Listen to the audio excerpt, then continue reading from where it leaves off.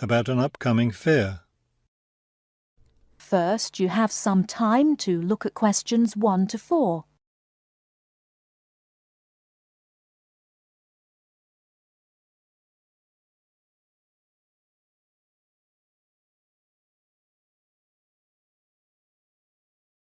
Now we shall begin. You should answer the questions as you listen, because you will not hear the recording a second time. Listen carefully and answer questions 1 to 4.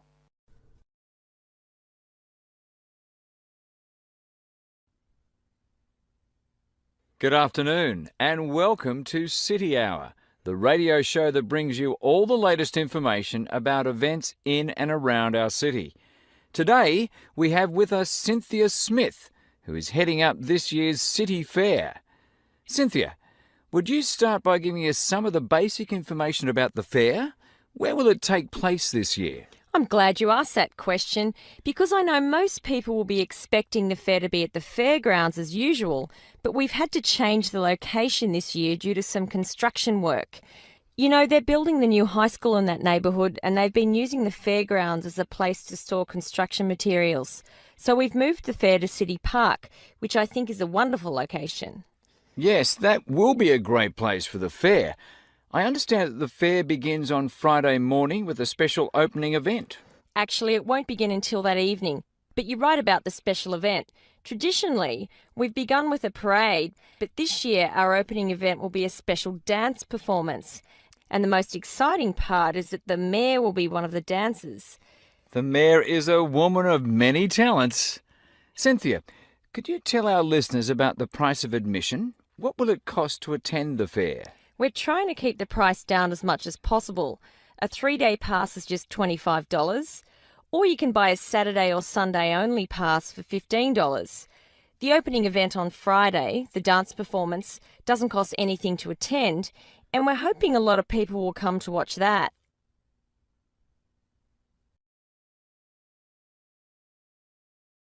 Before you hear the rest of the conversation, you have some time to look at questions 5 to 10.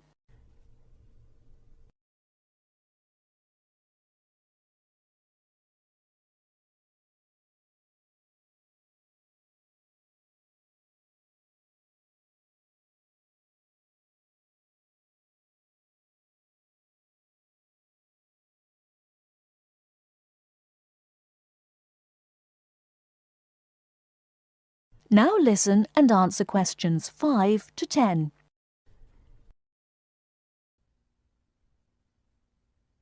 Could you tell us about some of the events planned for Saturday and Sunday, the main days of the fair? We have a lot of exciting things planned.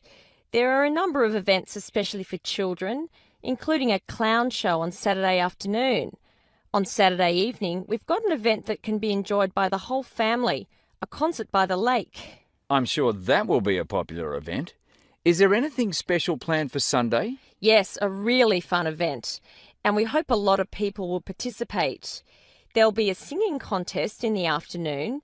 It's open to everyone at no charge. It doesn't matter whether you're an experienced singer or not. If you've always dreamed of singing on stage, this is your chance. That sounds like a lot of fun. I think it will be. I'd also like your listeners to know that besides the special events I've mentioned, there will be things taking place all weekend. For example, at the food court, international food will be served. You'll be able to sample dishes from all around the world. There will also be special games for children at different locations around the fair. Will there be things people can buy, souvenirs, anything like that? We have a large area set aside where there will be crafts for sale. This will be an opportunity to buy many lovely handmade things and to get to know some of our local artists and craftspeople as well. It sounds like there will be a lot of fun for everyone at this year's fair. Thank you for sharing the information with us, Cynthia. Thank you for inviting me.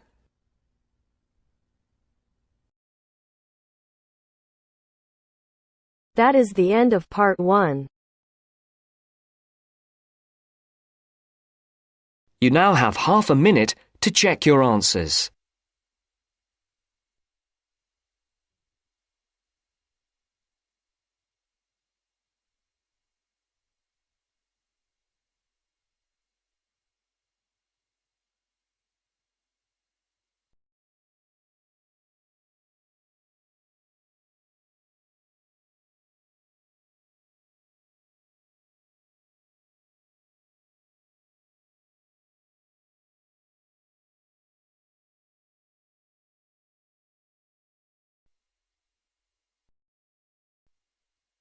Now turns to part 2.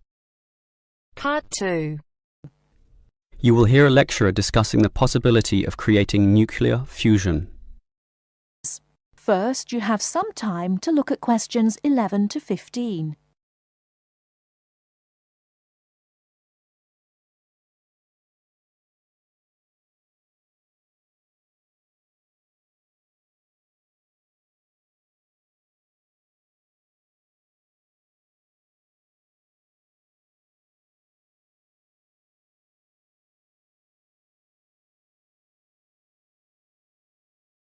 Now, listen carefully and answer questions 11 to 15.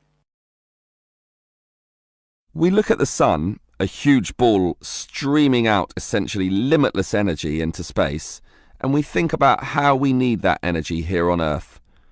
Our oil reserves are running out, coal burning causes much pollution, and nuclear energy has many dangers. But where does the sun itself get its energy? The answer is that the sun makes it using fusion, or, more specifically, in a hydrogen fusion process. There is no pollution, no radioactivity, no waste products, and we have plenty of hydrogen. So, hydrogen fusion seems the perfect answer to our energy needs, and scientists have long attempted to achieve it here on Earth. So what happens during this process? The first step is to make two light atomic particles approach. In the case of our sun, these are hydrogen particles, the lightest and also the easiest to deal with. However, the problem is that the nuclei of atoms have electric fields, and fusion between these particles is opposed by their similar electric charge. They most naturally repel each other, and the nuclei of all elements are exactly the same in this respect. Thus, in order to overcome this repulsion and force them together, in the second step, the particles are heated. The trouble is, you need a lot of heat, incredible temperatures of the sort only seen on the surface of the sun. This is many millions of degrees, far higher than the melting point of any known material. Still, the concept is simple. The hot, wildly moving particles, which are now called plasma, will crash into each other, resulting in the third step, the fusion into helium, which releases energy and begins a self-sustained process. Before you hear the rest of the talk, you have some time to look at questions 16 to 20.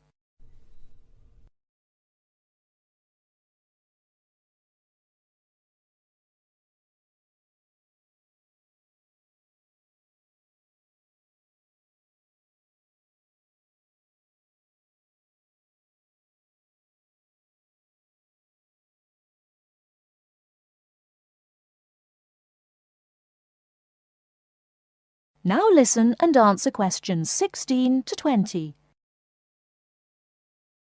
So, we know how fusion works. Thus, the big question is, can we create it here on Earth? We actually have the technology to superheat hydrogen into plasma, but no container on Earth can deal with those temperatures. Thus, we need to confine this superheated material so that it doesn't touch anything. For that, we need a special reactor, and most research has focused on an apparatus known as a tokamak system. That's Tokamak, an acronym from some Russian words meaning toroidal chamber with magnetic field. It's an apt name, since a very powerful magnetic field is used to confine and suspend the super hot plasma in the air so that it doesn't touch anything. This is possible only because this plasma has an electric charge, which interacts with the magnetic field.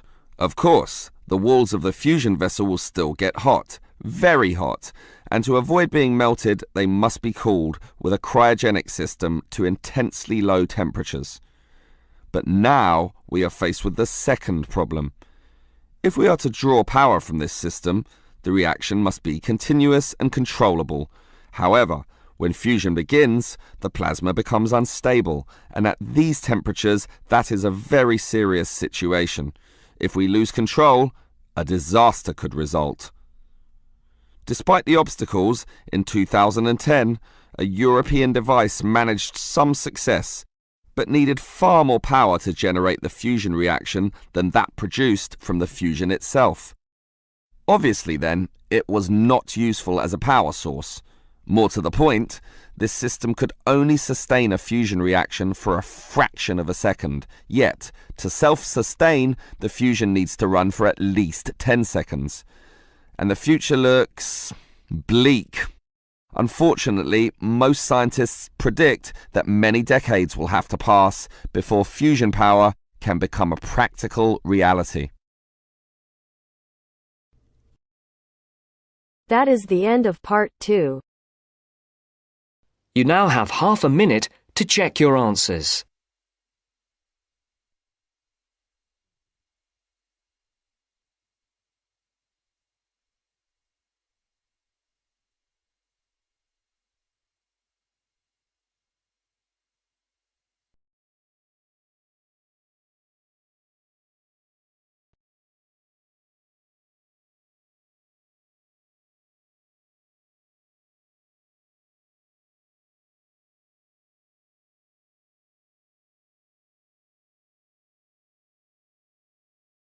Now turns to part 3.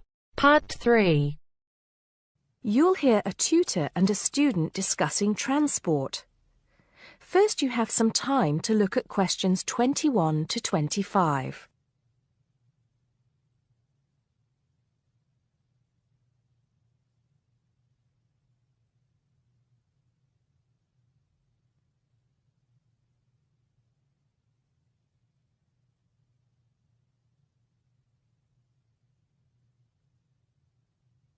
Now listen carefully and answer questions 21 to 25. Come in, John, come in. How's the paper going? Morning, Mr. Taylor. Pretty well, actually. Good, good. It's not all about bicycles, is it? I know you've got a thing about bicycles. Yes, but that's just... There are other ways to get around town, you know. Yes, I know, and I think I've researched pretty well all of them. Right then. So your paper's about urban transport in London, eh? Not just London, but that is going to be the focus. I've also looked at urban transport systems in cities around the world. Madrid, Beijing, Mexico City, Amsterdam, Paris, other countries too. You have been busy, haven't you? What's the purpose of your study? Well, two things really. I want to see if there are more efficient ways of organizing urban transport systems while cutting down on traffic congestion, and of course pollution, and to find ways of encouraging people to use public transport instead of their cars. Let's start with that then, with cars. I think you'll have a hard time thinking of ways to persuade people to swap their cars for a crowded bus or underground train. They're convenient, comfortable, faster, and sometimes they're a status symbol too. Okay, I agree that cars will probably always be the most popular means of transport, but there are ways to cut down the number of people who bring their cars into the city. It's a problem that affects every big city, and several methods have been tried. I know, as I've found to my cost. When I go into London, which I do 2 or 3 times a week, I have to pay £5 to get into the city centre. Has your research thrown up any more places where they do this? Oh, yes. Apart from London, there's Oslo, Stockholm, Singapore. Now, there, in Singapore, they've got it really organized. They've imposed a tax on all roads leading into the city center, and they have electronic sensors that identify each car, and then debit a credit card belonging to the owner.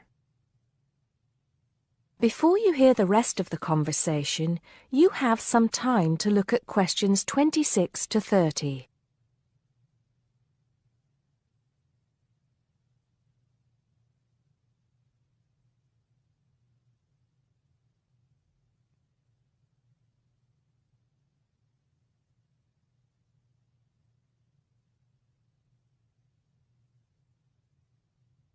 Now listen and answer questions 26 to 30. And other cities, instead of charging motorists to come into the city center, have tried other measures. Such as?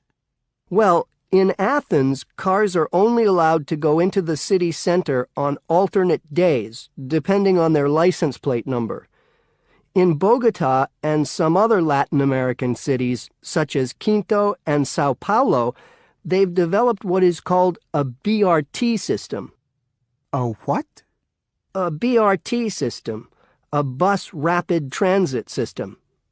People leave their cars outside the city and take buses, which have special express lanes into and through the city.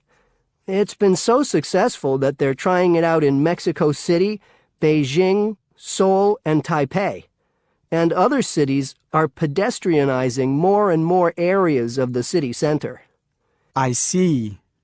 How have these measures affected traffic congestion and pollution levels? In most cases, it has led to a reduction in the number of cars entering the city center.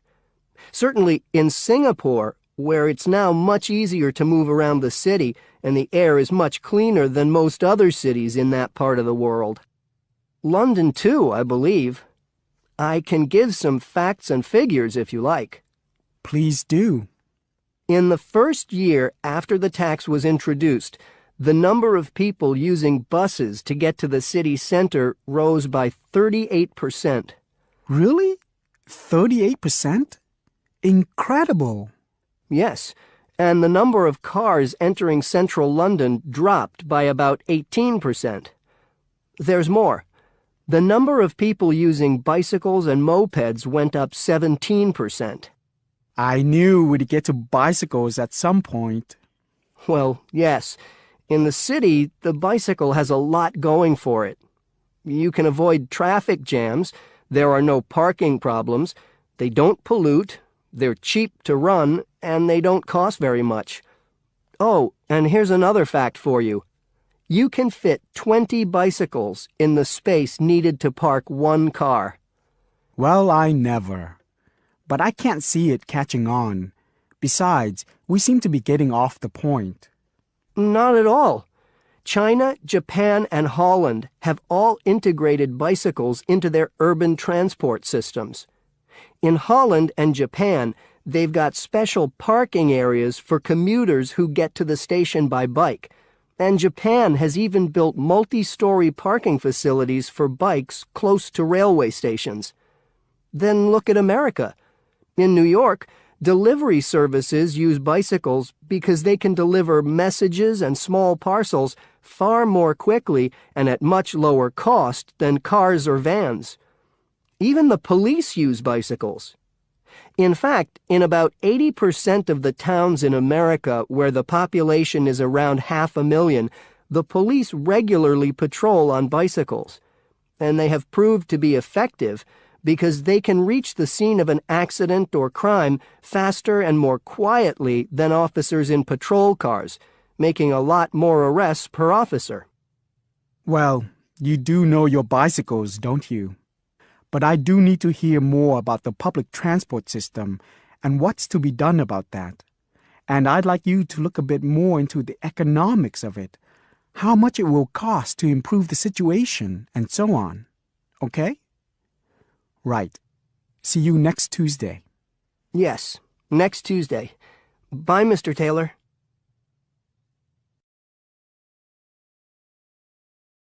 That is the end of part 3. You now have half a minute to check your answers.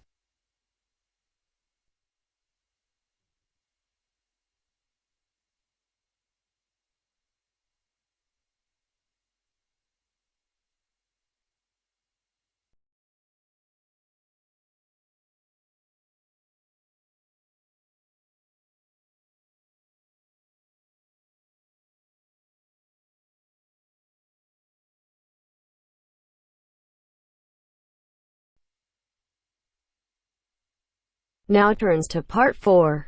Part 4. You will hear a lecture about sports. First, you have some time to look at questions 31 to 40.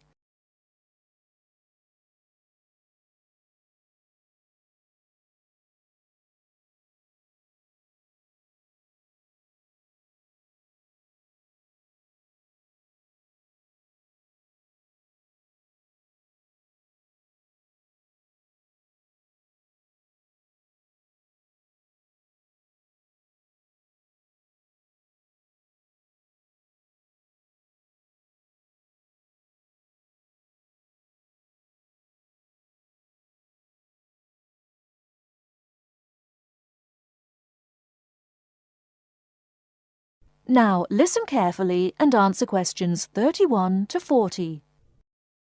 Not all people like to work, but everyone likes to play. As sports help people live happily, they help to keep people healthy and feeling good. When people are playing games, they move a lot. This is good for their health. Having fun with their friends makes them happy. So all over the world, men and women, boys and girls enjoy sports. Since long ago, adults and children have called their friends together to spend hours, even days, playing games. Sports usually take a variety of forms. Organised competitions, which draw huge crowds to cheer their favourite team to victory, athletic games, played for recreation anywhere sufficient space is found, and hunting and fishing. Most sports are seasonal, so that what is happening in sports depends on the time of the year. As sports change with the season, people often do not play the same games in winter as in summer. If you want to know what others' favourite sports are, first of all, you should find where they live. Generally speaking, people in hot areas are fond of swimming, while people in cold places love skiing or skating. In this case, surfing is believed to be an important sport in Hawaii. The Pacific Ocean sends huge waves up on the beaches, waves that are just right for surfing. Some sports, including wrestling, boxing, horse racing, etc., are called spectator sports, as the number of spectators greatly exceeds the number of players in the game. Other sports are called participant sports, drawing a crowd of onlookers only on special occasions, such as tournaments. Some sports are commercial and professional, with players who are paid for their participation and with audiences who pay admission to watch.